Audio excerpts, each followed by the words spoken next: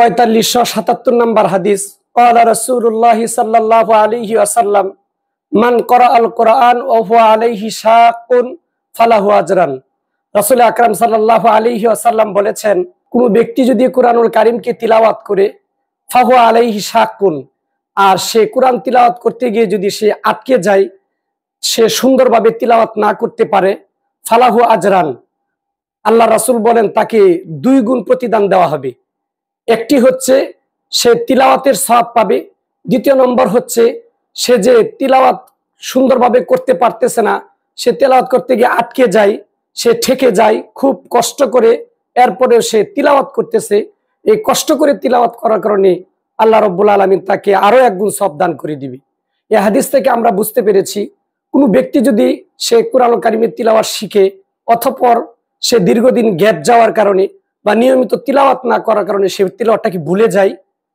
কিন্তু সে কুরআনুল কারীমকে মহব্বত করে নিয়মিত আবার তিলাওয়াতের চেষ্টা করে, কিন্তু তিলাওয়াত করতে গেলে আবার আটকে যায়, এরপরেও সে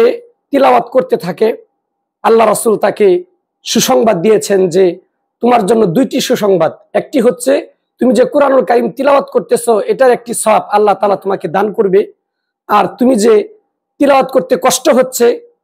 আটকে যাচ্ছে দীর্ঘদিন গ্যাপ থাকার কারণে বা কোরআনের সাথে দীর্ঘদিন তিলাওয়াত না থাকার কারণে, এটার জন্য আল্লাহ রাব্বুল আলামিন আরো 1 গুণ সওয়াব দান করে দিবেন।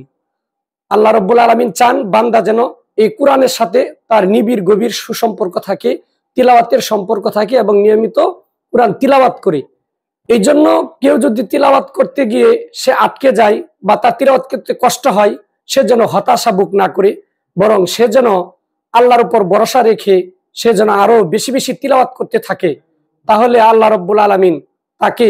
এই কষ্ট করে তিলাওয়াত করার কারণে আল্লাহ তাআলা তাকে দ্বিগুণ সওয়াব দিবে, আর তিলাওয়াত করতে করতে একসময় দেখা যাবে তার পড়াটা সুন্দর এবং আরো বিশুদ্ধ হয়ে যাবে।